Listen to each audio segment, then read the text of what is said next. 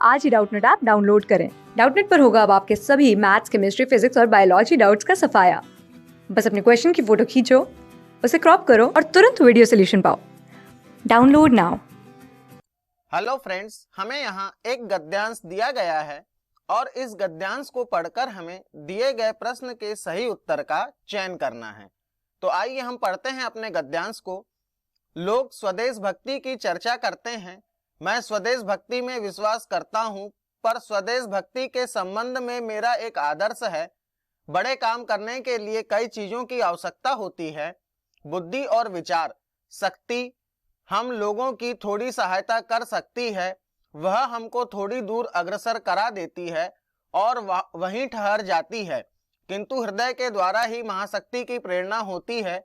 प्रेम असंभव को संभव कर देता है। जगत के सब रहस्यों का द्वार प्रेम ही है। प्रेम भक्ति के बिना देव और ऋषियों की करोड़ों संतान पशु तुल्य हो गई है। आज करोड़ों आदमी भूखे मर रहे हैं। आज राष्ट्र के समक्ष जो चुनौतियां हैं, उनसे आप अस्थिर हुए या अनियंत्रित हुए, या तुम्हारे हृदय के स्पंदन प्रभावित हुआ, या ऐसी बातों ने कभी तुम्हें पागल बनाया? क्या कभी निर्धनता और नाश का ध्यान आया है? क्या तुम अपने नाम, यश, संपत्ति, यहाँ तक कि अपने शरीर को भी भूल गए हो? क्या तुम ऐसे हो गए हो?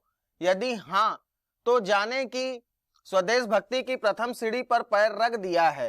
केवल अपनी शिक्षा, अपना रोजगार, अपनी बीमारी, अपनी परेशानियां आपको अनियंत्रित किए हैं, तो आप मनुष्य और पशु का भेद कैसे कर पाएंगे?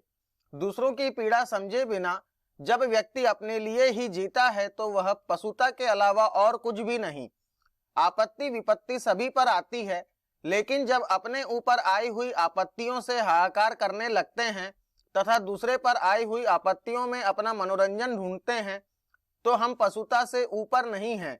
सच्ची राष्ट्रभक्ति वह है जहां अपने देश के आदर्श, त्याग व सेवा भाव को अपनाकर गरीबों, भूखों व पीड़ितों की सेवा में अपने को अर्पित करने की लालसा का भाव और उत्साह विद्यमान है।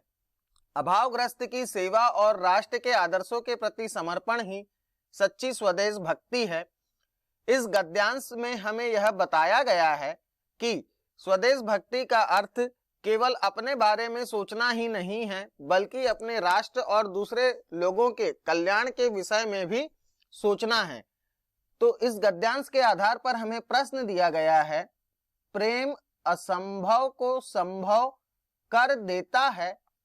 इस वाक्य में क्रिया का कौन सा भेद है?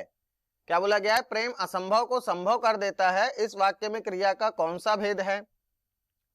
इसके 4 उत्तर दिए गए हैं। पहला उत्तर दिया गया है संयुक्त क्रिया, दूसरा उत्तर दिया गया है प्रेरणार्थक क्रिया, तीसरा उत्तर दिया गया है विकर्मक क्रिया और चौथा उत्तर दिया गया है इनमें से कोई नहीं।